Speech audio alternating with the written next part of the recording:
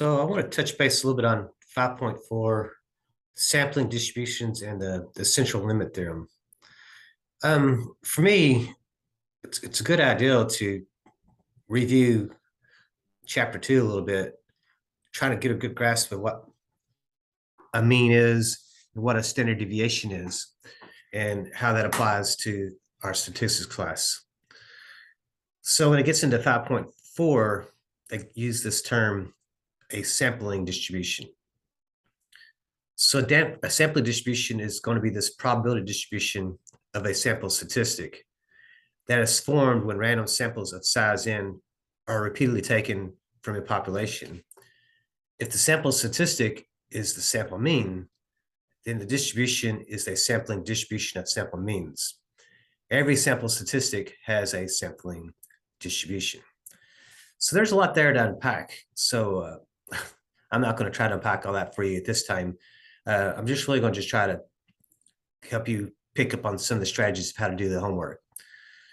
So basically what it boils down to are we're still dealing with what we call normal distribution and standard normal distribution. So our goal, again, is still going to look towards how we use the normal distribution curve, the little bell-shaped curve. This is where most of this is going to is tied into that bell-shaped curve. So one of the things they talk about is the mean of the samples means, so they're going to use U of X bar. So this U of X bar is going to stand for the mean of the sample means. And what they're picking up on is U is going to represent the population. So what we pick up on is the mean of the sample means, in other words, U bar of X, it's going to equal the population mean. So that's one of the things we're going to be picking up on as we move through the data. So the mean actually becomes fairly straightforward because the sample mean is going to be the same thing as the population mean in this sense. The other thing they talk about is the standard deviation of the sample means, which they use sigma X bar. It's going to equal the population standard deviation sigma divided by the square root of the sample size n. So remember, the standard deviation is how we move from the mean. But if we're talking about the standard deviation of sample means, we have to find this new standard deviation. And the way we do that is, if we know the population standard deviation, we divide that by the square root of our sample size that we're sampling. So again, they also mentioned this is the standard error of the mean. So most of our assignment's going to center around what's called the central limit theorem. So the central limit theorem is applied to two things. One is if the random sample size n is greater than or equal to 30, if it's drawn from any population with a mean and standard deviation, then the sampling distribution, sample means, approximates a normal distribution. So what they're saying is we're going to still be looking at normal distribution here. So the greater the sample size, the better the approximation. So the other thing is, if the random size is drawn from a population that is normally distributed, then the sampling distribution of sample means is also normally distributed. So again, we could be using this bell-shaped curve to be applying to solving our problems. So it boils down to basically do these two things. The mean of the sample means is going to equal the mean, or the population. The other thing is the standard deviation of the means, of the sample means, is going to equal the standard deviation divided by the square root of the sample size. So let's see if we can apply this to some questions here. So a population has a mean U and a standard deviation sigma. Find the mean and standard deviation of the sample distribution of sample means with the sample size n. So again, to find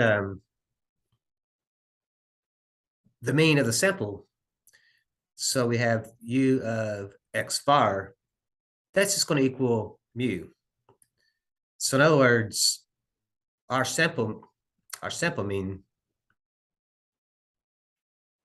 is going to equal then the same thing as the 150. So the mean of the sample becomes pretty straightforward.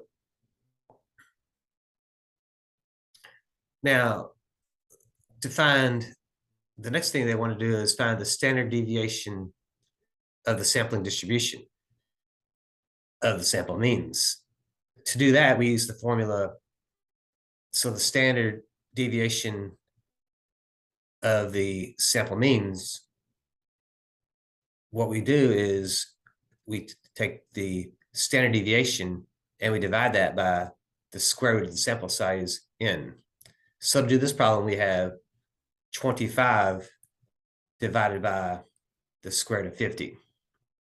And a lot of times they'll say round to like 3 decimal places probably in our homework, 3 or 4 decimal places. So I'm gonna round 3 decimal places here. So using my calculator, I can go 25 divided by the square root of 50. And that's gonna give me my standard deviation of the sample means. So it's gonna be like, sorry about that. We'll have to move these around a little bit so I can kind of see my numbers here.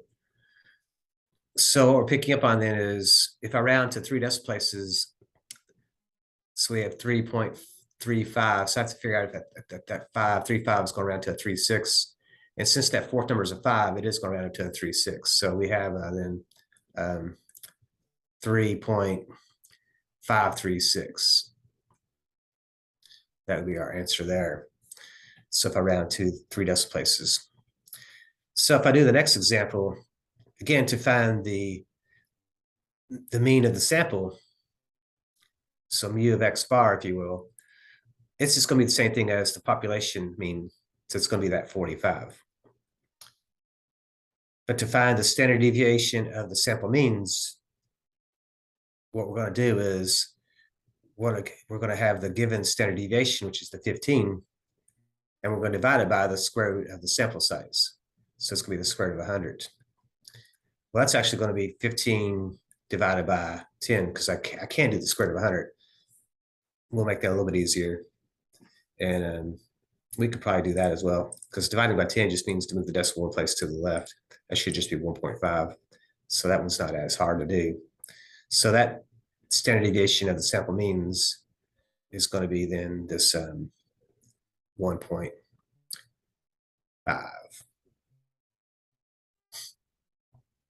So that's part of the homework is doing stuff like that, finding these means of the samples and the standard deviations of the samples. So next thing we have is we may have to do a graph and kind of do some things with it. So see if we can piece this together here. So the graph of a population distribution is shown with its mean and standard deviation. Random sample size of 100 are drawn from the population. Determine which of the figures labeled A through C would most closely resemble the sampling distribution of the sample means. Explain your reasoning.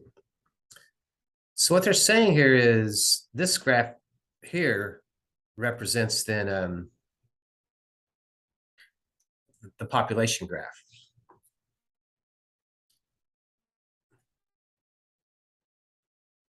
So population is having. So notice that our mu is the 16.5 and our standard deviation is this 11.9.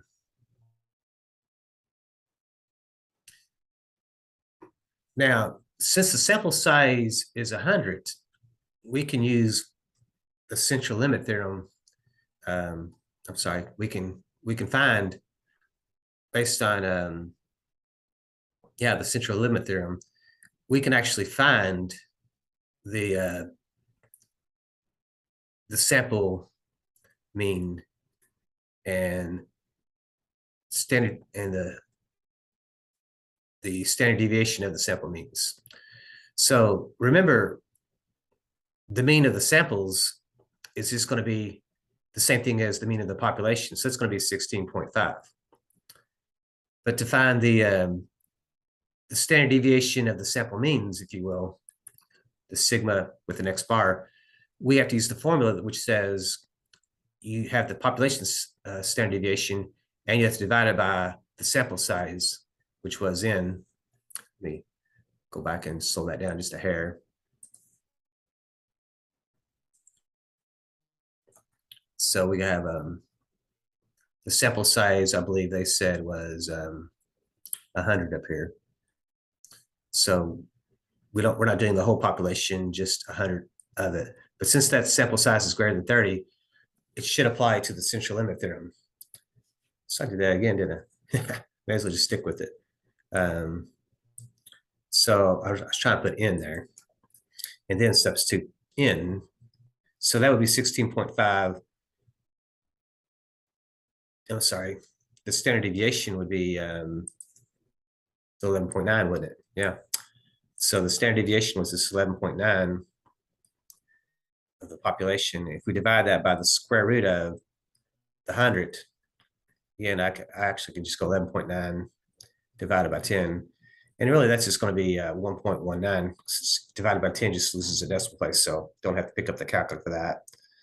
So what we're looking for in our graphs is we're looking for the mean to be 16.5. So 16.5 is close. It's between 10 and 20. It's got to be closer to 20. That looks pretty good.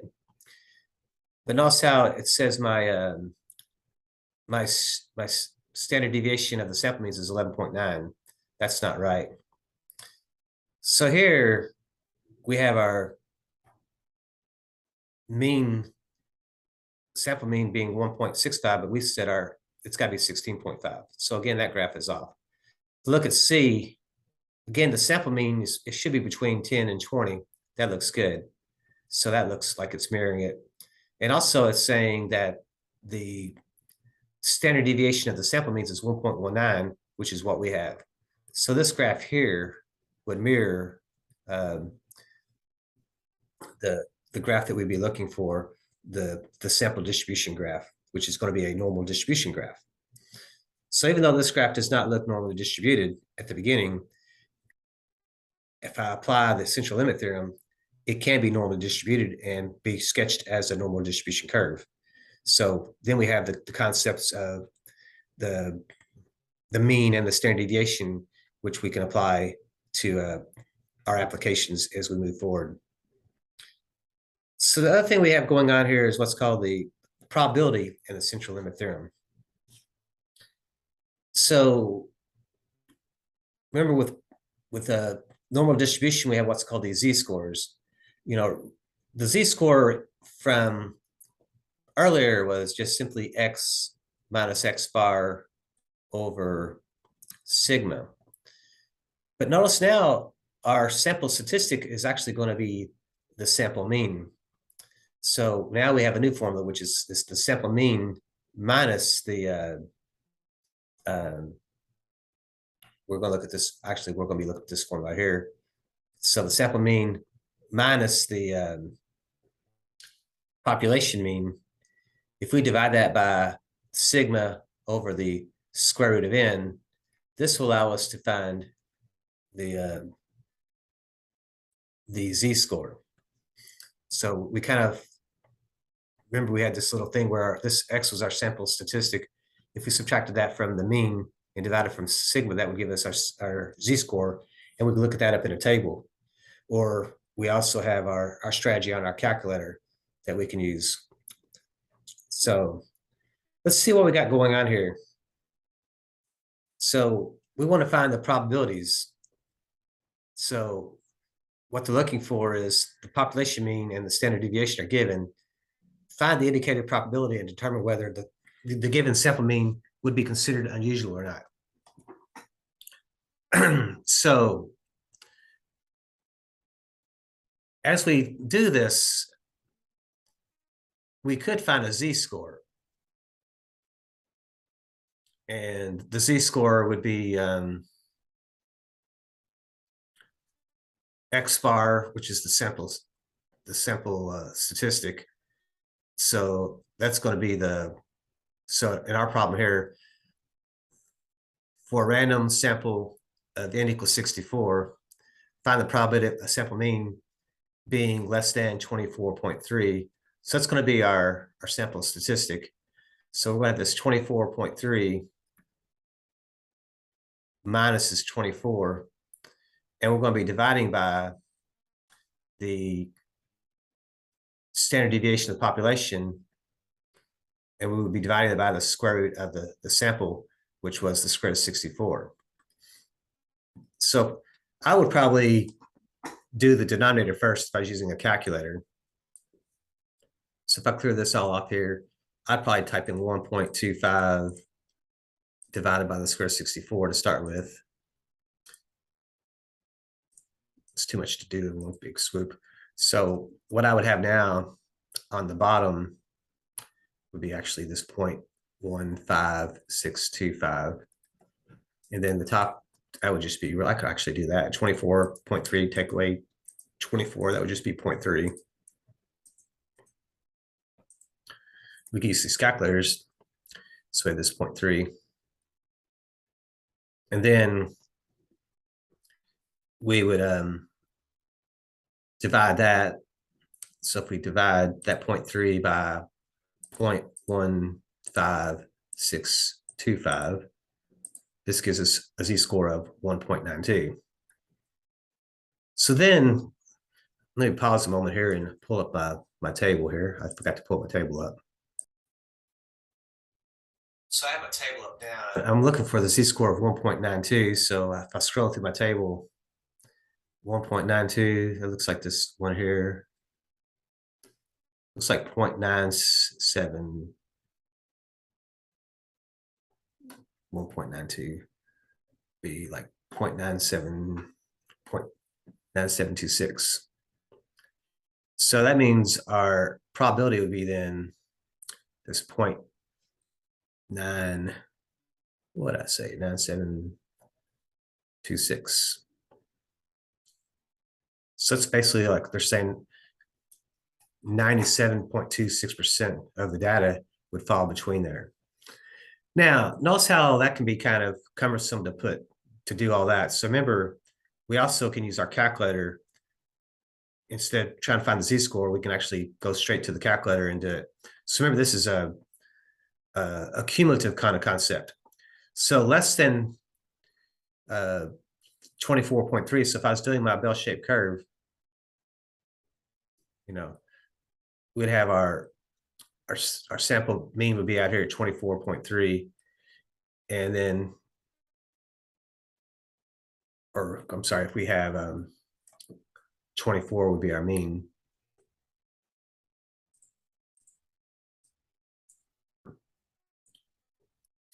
Actually, we're using the z-score of 1.92. So 0 is actually going to be considered there. 1.92 would be over here somewhere to the right, because we'd have like, if I break that out again.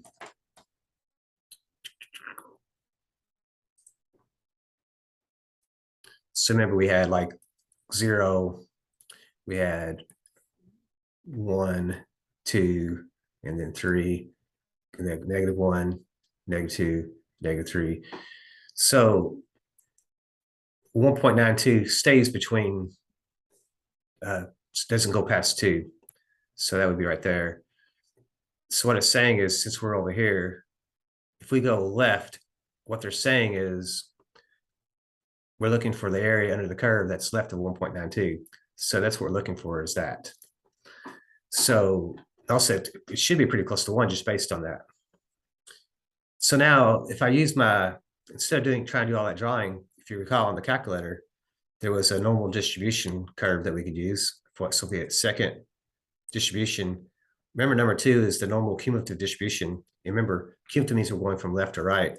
So we're starting at the far left. So if we use number 2 there, so the left bound, remember, it's negative infinity basically. But instead of using negative infinity, we just use a big negative number. So we type in a negative 10,000 there for our left bound. Our right bound comes to the 1.92. So we type in the 1.92. Actually, I'm sorry, we don't use the z-score here. We use the 24.3. So use the 24.3 as our upper boundary there. Actually, the mean actually is going to be the 24, and then our standard deviation would be 1.25. So if we put that all in there, looks like we got, actually, I've got my wrong mean. If I use the calculator here, I can't use this standard deviation. I got to use the standard deviation for, let me pull this back up over here before I move on. Got ahead of myself there, causing some confusion. So where are we? Yeah. So remember, I actually got to be using the standard deviation of the means. So to find the standard deviation of the means, I have to use sigma divided by the square root of n. So our standard deviation was 1.25. We got to divide that by the square root of n was 64. So the square root of 64. But we know the square root of 64, that's 8. 1.25 divided by 8. So, and usually I think they do this probably 4 decimal places. So we're going to have to do that first before we do all this. So we're going to leave that for a second. We're going to have to actually get a new standard deviation for the means, the sample means. So it's going to be this 0.15, what was that? 625. Okay, so I'm going to slide this over. Sorry for moving things around. So we have to actually use that as our standard deviation. So if I go back to my normal distribution curve thing, my cumulative again. So again, my left bound, usually since we're talking about less than 24.3, that's got to be like negative infinity or a big negative number. So again, I can use like negative 10,000 or what my calculator had there would be fine. The upper bound was at 24.3 because we're actually not using the z-score table. We're bypassing that. Mu was the 24, and because you remember u bar, the mean of the sample is also the same thing as the mean of the population, so we get that. So we have 0.15625. So if we hit that and hit enter, notice how it gives us then 0.9726. So it gives us the same answer without having to actually find a z-score. So it's actually a little quicker that way. So let's look at this next example here. So again, we got to remember that, mu is also the same thing as mean, or it's also the same thing as our sample mean, if you will.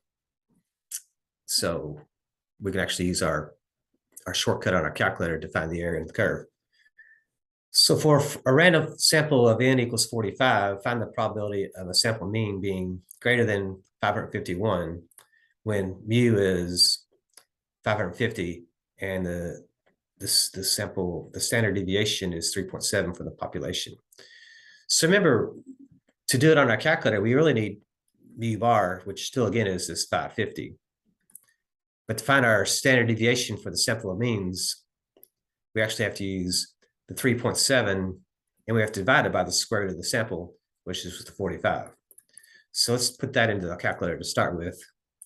So we need this 3.7 divided by the square root of 45, and we'll round this to 4 decimal places if necessary. So 0.5515, actually it's going to be 0.5516 because that 6 is going to make that 5 move up to a 6. So 0.5516.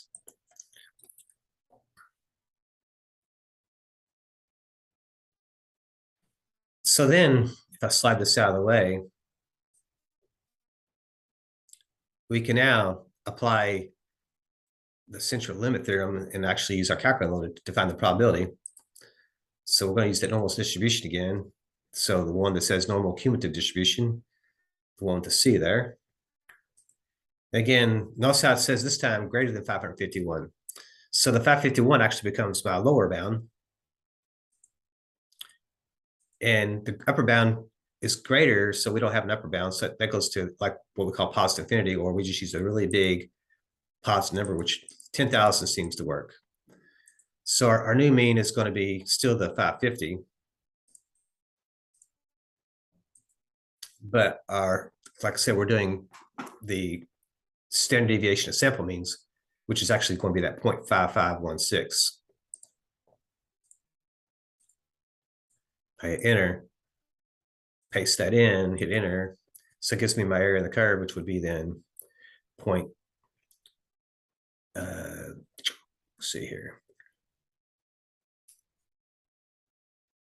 So it's going to be, oh, that ain't going to work. I'll get my key dizzy again. So, so our probability is going to be then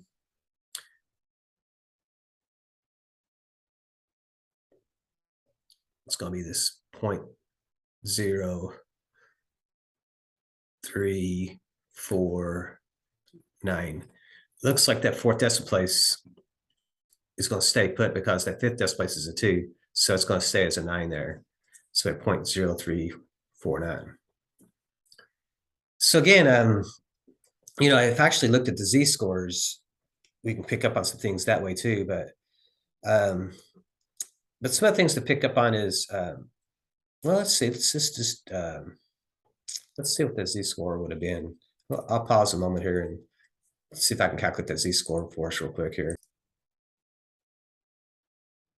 So as we did this, find the z-scores, 551 was our sample mean value, subtract the mean, and divided by our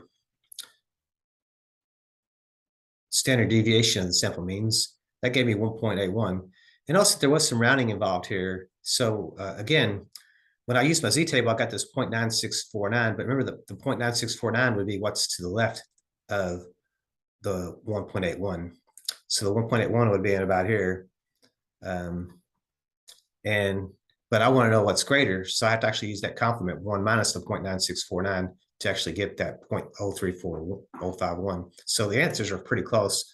That's where I guess technology doesn't round as much and may give you a little bit more precise answers. So we'll see what happens there. But the other question here was, are these events unusual?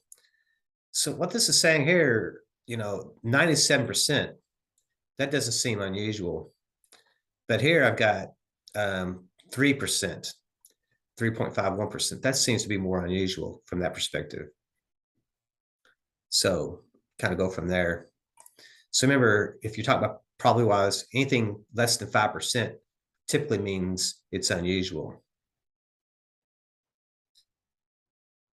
So the other thing we want to look at is, let's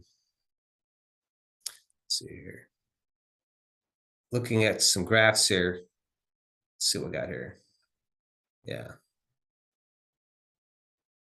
So the annual salary for one particular occupation is normally distributed with the mean of 136,000 and the standard deviation of 20,000. So again, the population itself is normally distributed, so the central limit theorem can be applied to this. So random samples of 37 are drawn from this population. So again, it's greater than 30, so the central limit works because we hit it on both times. So are drawn, and the mean of each sample is determined. Find the mean and the standard deviation of the sample distribution of these sample means, then sketch a graph of the sampling distribution. So remember, what's given to us is the population mean. So remember, the population mean is 136,000.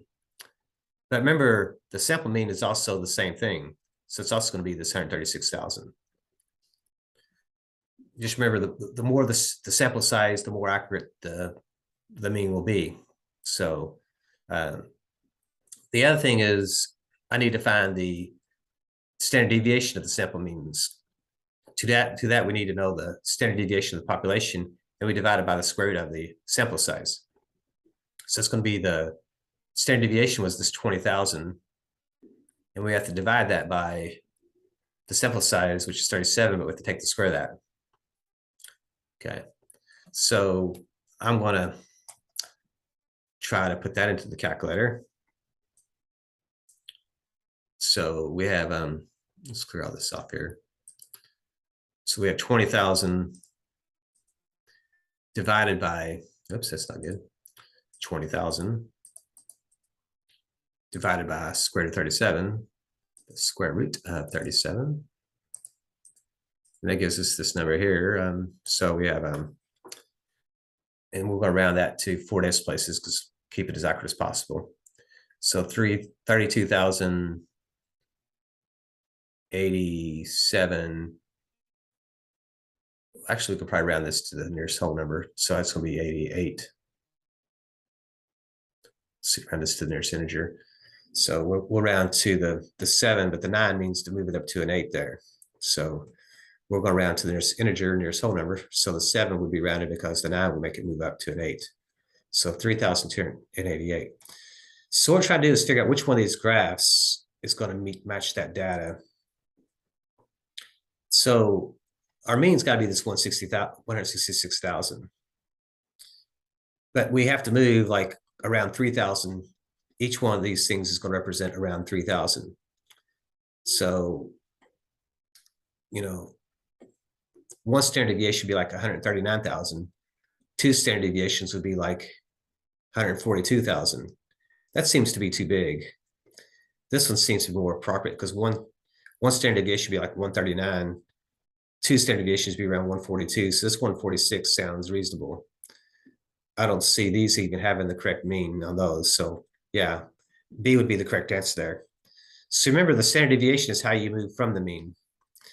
And so since my standard deviation was around 3,000, we're looking for this number out here to be kind of close to about 2 to 3 standard deviations. So, if I want another, because it's hard to tell how many tick marks we have here, but usually once you get out here about where that 146 is, you're talking about the third standard deviation. It's on that outer edge of all of it. So if I have a little graph down here, you kind of see 3 is on that outer edge of things. So 1 standard deviation kind of hits you in the point of inflection of the curve. The second standard deviation kind of puts you out here where it, again, inflects and gets even flatter. So that's kind of our thing. And remember, as far as standard deviations go, if most of your data is going to stand between a -2 and a 2, that's going to be what we call normal. Anything that's past the 2 and the -2, if you get out here in this area, then this is what's considered unusual. So if you're out in that area, or if you're out past -2 over here, if you're out in that area, that's considered the unusual area. So, and as far as percents go, if you're out in this area, that's like you're in that 0.05, or you're around that 5% or 0.05. So 0.05, 0.05, or 5%. So if you're out in this area here, that's considered unusual, 0.05 and 5%. If we're talking about area of the curve, that's what that would be as far as the area of the curve would be.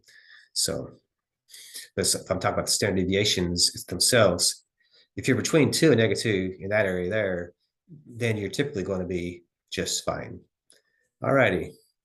So hopefully you find that useful in working with the central limit theorem and trying to get a better understanding of those terms, sample means, and standard deviation of the sample means. Take care.